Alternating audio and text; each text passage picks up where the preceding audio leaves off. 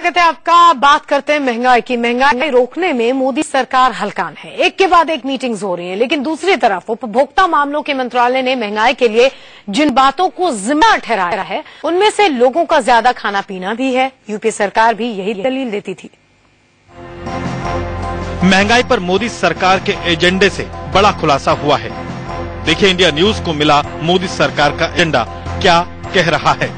उपभोक्ता मामलों के मंत्रालय के मुताबिक महंगाई की 4 बड़ी वजह हैं। सबसे पहली वजह बेहद चौंकाने वाली है। केंद्र सरकार का कहना है कि लोगों की खाने की आदत बदली, इसलिए महंगाई बढ़ी है। लोगों की आमदनी बढ़ी है, इसलिए महंगाई बढ़ी है। देश की बढ़ती आबादी ने महंगाई बढ़ाई है और मनरेगा की वजह से महंगाई बढ़ी है।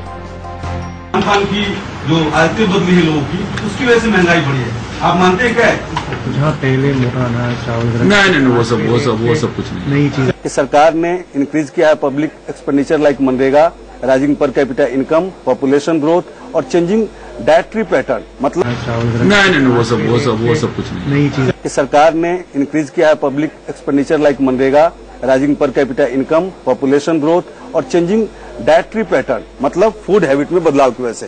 या तो मंत्री महोदय को जानकारी नहीं थी, या उनके अधिकारियों को जानकारी नहीं थी, या उन्होंने देश को गुमराह किया, झूठ बोला, एजेंडे में कुछ और पॉइंट को रखा और देश को बताया कुछ और।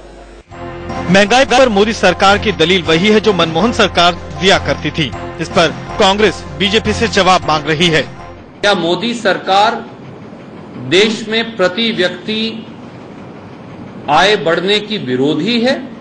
क्या मोदी सरकार देश के लोगों के बेहतर खान पान और गुणात्मक बदलाव की विरोधी है? Mithilesh Kumar, Delhi, India news. महंगाई की मार रमजान के पाक महीने पर भी पड़ी है। सब्जियों और फलों के दाम आसमान पर हैं। कमजोर मानसून की वजह से सब्जियों की कीमतों में आग लगी हुई है। वहीं कल तक 100 रुपए में मिलने वाला सेब अब 150 से 200 रुपए प्रति किलो तक पहुंच गया है। ऐसे में मुस्लिम परिवारों का बजट पूरी तरह से बिगड़ गया है। टमाटर जो 10 रुपए में 20 रुपए में किलो थे, आज वो 40 रुपए में पहुंच गए हैं। और साथ ही में ये जो मटर थे, आज 50 रुपए में केजी मिल रहा है। तो बहुत महंगा हो रहा है। असल में तो ये चाहिए था कि रमजान में लोगों की सहूलियत के लिए इसमें कम होना चाहिए था। बदकिस्मती से कि मार्केट की तरफ, गवर्नमेंट की तरफ से कोई तवज्जो नहीं दी जा रही है, क्योंकि कल एक रेट होती है और सवेरे दूसरी रेट होती है।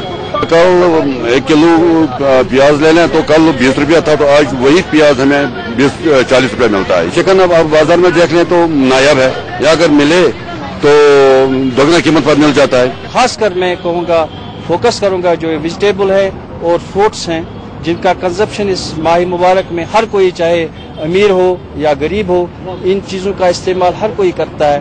लेकिन इनकी रेट्स इतनी बढ़ गई हैं कि मैं नहीं समझता हूँ कि एक कॉमन इंसान इस चीज़